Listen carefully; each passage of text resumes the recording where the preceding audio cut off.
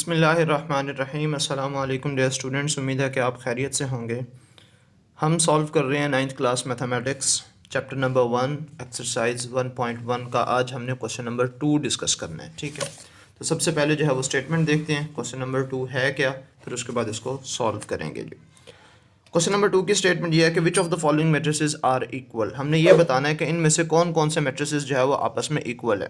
अगर आपको याद हो, मैंने प्रीवियस लेक्चर के अंदर आपको इक्वल मैट्रिसेस के लिए दो कंडीशंस बताई थी, ठीक है। मैं आपको रिवाइज करवा देता हूँ।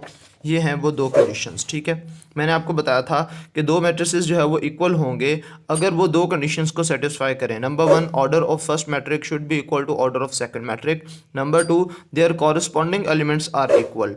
पहली बात यह है कि दोनों का ऑर्डर सेम होना चाहिए। दूसरी बात यह है कि उनके कॉरस्पॉन्डिंग एलिमेंट्स सेम होने चाहिए। कॉरस्पॉन्डिंग एलिमेंट्स मैंने आपको बताया था कि ये इसका फर्स्ट एलिमेंट इसके फर्स्ट एलिमेंट के इक्वल होना चाहिए, इसका सेकंड एलिमेंट के इक्वल होना चाहिए, इसका थर्ड एलिमेंट के इक्वल होना चाहिए, और फोर्थ एलिमेंट के इक्वल होना चाहिए। तो यहाँ पे देख लें कि इनका ऑर्डर भी सेम है, दो रोज़ इसकी हैं, दो कॉलम्स इसके हैं, ठीक है। सो इसका मतलब इसका ऑर्डर 2/2 है और इसका ऑर्डर भी 2/2 है और इसके कॉरस्पॉन्डिंग एलिमेंट्स भी सेम है। लिहाजा हम ये कह सकते हैं कि ये दोनों मैट्रिसेस जो है वो इक्वल हैं। इसी तरह ये दूसरी एग्जाम्पल में भी आपको नज़र आ रहा है कि दोनों के एलिमेंट्स भी सेम है और ऑर्डर भी सेम है, लिहाजा ये दोनों मैट्रिसेस आपस में इक्वल हैं, ठीक है। तो अभी हमने यही देखना है कि किन किन मैट्रिसेस के ऑर्डर्स सेम है और उनके जो एलिमेंट्स है वो सेम हैं, ठीक है। अभी ये मैं आपको वैसे यहीं पे करवा देता हूँ, ये बुक पे भी वैसे इस पे पेपर पे भी सॉल्व करवा दूंगा। अब यहाँ पे देखें, पहला जो हमारे पास मैट्रिक दिया गया है 3, अब इसके अंदर एक ही एलिमेंट है, तो लिहाजा हम कोई ऐसा और मैट्रिक ढूंढेंगे जिसके अंदर एक ही एलिमेंट हो और वो हो भी 3, ठीक है। तो क्या कोई आपको ऐसा कोई मैट्रिक नज़र आ रहा है जिसके अंदर एक ही एलिमेंट हो और वो 3 हो? फिलहाल आपको कोई भी नज़र नहीं आ रहा, लेकिन अगर आप गौर करेंगे तो आपको पता चलेगा कि ये 5 - 3 एक्चुअली सिंप्लीफाई करके यही बनता है 3, ठीक है। तो लिहाजा हम ये कह सकते हैं कि मैट्रिक ए जो है वो इक्वल है मैट्रिक सी के। लेकिन अब इसको सॉल्व किस तरह से करना है अब मैं आपको वो बता देता हूँ, ठीक है। अब चले मैं ये बता रहा हूँ कि ए जो है वो हमारे पास सी के इक्वल है, यानी कि ये फर्स्ट ये आपस में इक्वल है। बी जो है वो किसके इक्वल है? बी के अंदर एलिमेंट्स हैं 3 और 5। अब कोई और ढूंढें जिसके अंदर 3 और 5 हो। अब आप बच्चे कुछ सोच रहे होंगे कि ये 5 3 ये सेम होंगे, नहीं। हमने कहा था कि पहला पहले के इक्वल होना चाहिए। यहाँ के पहला एलिमेंट जो है वो दूसरे के इक्वल है, दूसरा पहले के इक्वल है, जो कि गलत है, लिहाजा ये इक्वल नहीं होंगे। कोई और ढूंढे, वो हमारे पास आई मौजूद है।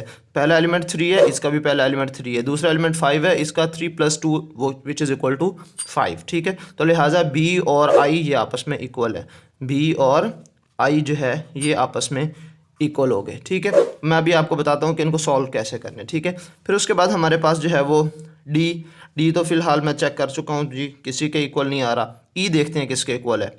ई के अंदर जो है वो हमारे पास एलिमेंट्स हैं 4062, कोई और है एच 4062, इसके अलावा कोई और देखते हैं जे 2 + 2 4, 2 - 2 0, 2 + 4 6 और 2 + 0 2, ठीक है। सो ये 4 बन जाएगा, ये 0 बन जाएगा, ये 6 बन जाएगा, ये 2 बन जाएगा। तो लिहाजा हम ये कह सकते हैं कि ये हमारे पास ई एच और जे जो है ये आपस में इक्वल है, ठीक है।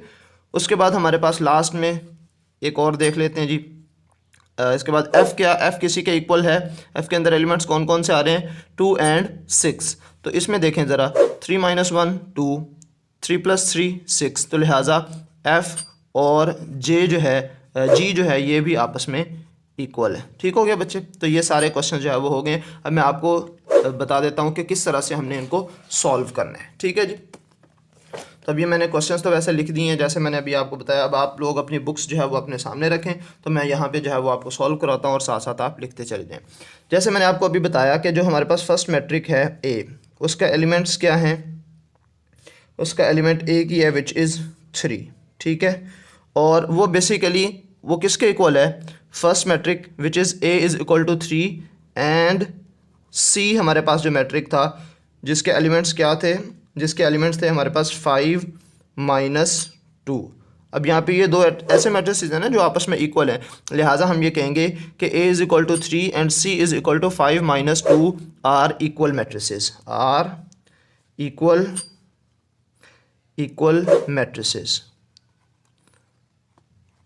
मैट्रिसेस, ठीक हो गया। इस तरह से हम जो है वो इसको सॉल्व कर लेंगे।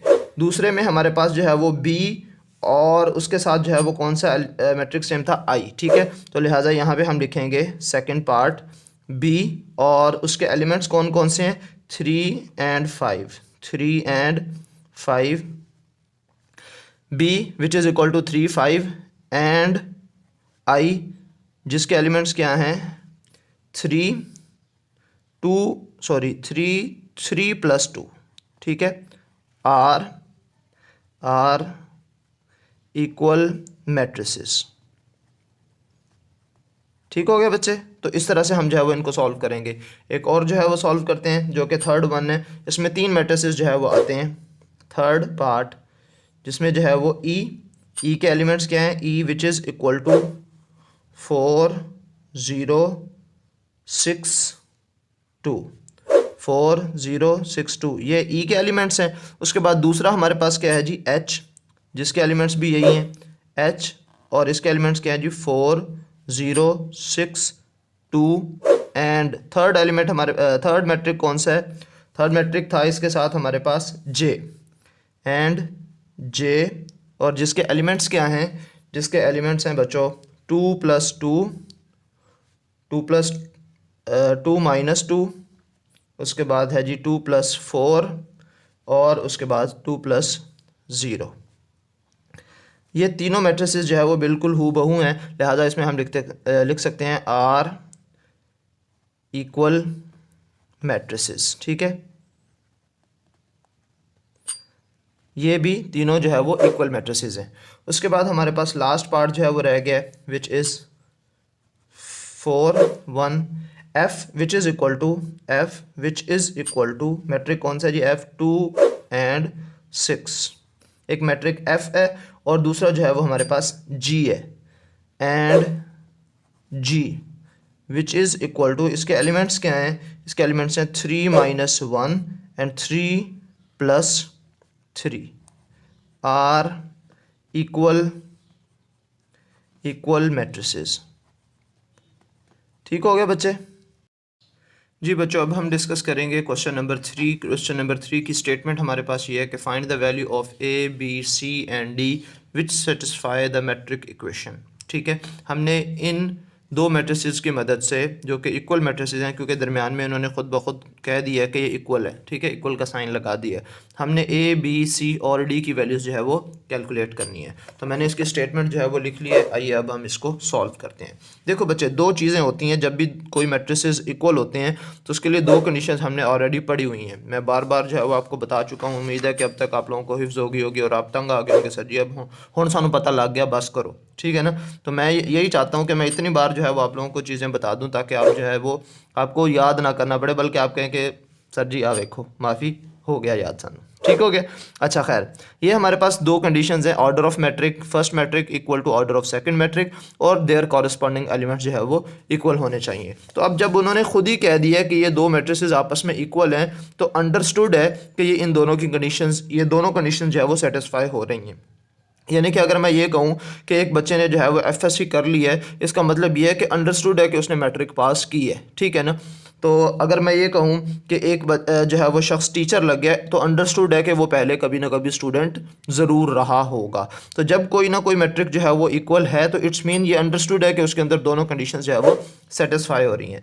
अब ये दोनों कंडीशन सेटिस्फाई हो रही हैं तो इसका मतलब क्या है? इसका मतलब ये है कि इनका ऑर्डर सेम है। ऑर्डर का मतलब ये है कि इसके अंदर रोज़ की तादाद कितनी है 2, इसके अंदर रोज़ की तादाद कितनी है 2, इसमें कॉलम्स कितने हैं 2 और इसके कॉलम्स कितने हैं 2। ये तो बज़ाहिरी तौर पर हमें नज़र आ रहा है, लेकिन जो चीज़ हमें नहीं फील हो रही वो ये है कि क्या इसके कॉरस्पॉन्डिंग एलिमेंट्स भी जो है वो इक्वल होंगे, क्योंकि सेकंड कंडीशन तो यही है। होंगे या नहीं होंगे वो बाद का मसला, लेकिन अभी हमने जो है वो इनको मानना है कि ये वाकई इक्वल हैं, क्योंकि ये दोनों इक्वल मैट्रिसेस दिए हुए हैं। लिहाजा अगर मैं इस सेकंड कंडीशन को देखूँ तो इसके मुताबिक मैं फर्स्ट एलिमेंट को फर्स्ट एलिमेंट के इक्वल लिख सकता हूँ, सेकंड को सेकंड के इक्वल, थर्ड को थर्ड के इक्वल और फोर्थ को फोर्थ के इक्वल। तो यहाँ से 4 अदद इक्वेशंस जो है वो बन जाएंगी और यही 4 इक्वेशंस हमें मदद देंगी इन 4 वेरिएबल्स की वैल्यूज़ को कैलकुलेट करने के लिए। ठीक हो गया बच्चे? तो पहली इक्वेशन क्या बनेगी? First element equal to first element of second matrix, इसी तरह दूसरा दूसरे के इक्वल, तीसरा तीसरे के, चौथा चौथे के इक्वल होगा। सो ये बन जाएगी first equation a plus C which is equal to 0, और आप इसको इक्वेशन 1 का नाम दे दें। ठीक है, फिर a plus 2b which is equal to -7, इसको आप इक्वेशन 2 का नाम दे दें। फिर हमारे पास है c-1 which is equal to 3 और आप इसको इक्वेशन 3 का नाम दे दें। 4d-6 which is equal to 2d और इसको आप इक्वेशन 4 का नाम दे दें। तो अब मैं आपसे पूछूंगा बेटे कि कौन सी ऐसी इक्वेशन है जिससे बाआसानी आप किसी एक वेरिएबल की वैल्यू जो है वो निकाल सकते हैं। तो दो ऐसी इक्वेशंस हैं जिनसे आप डायरेक्ट किसी एक की वैल्यू निकाल सकते हैं। पहले दो इक्वेशंस में से आप नहीं निकाल सकते, उसकी वजह यह है कि यहाँ पे भी दो वेरिएबल्स इस्तेमाल हो रहे हैं, यहाँ पे भी दो वेरिएबल्स इस्तेमाल हो रहे हैं। तो एट अ टाइम आप किसी एक की वैल्यू जो है वो इन दोनों इक्वेशंस की मदद से नहीं निकाल सकते, ठीक है।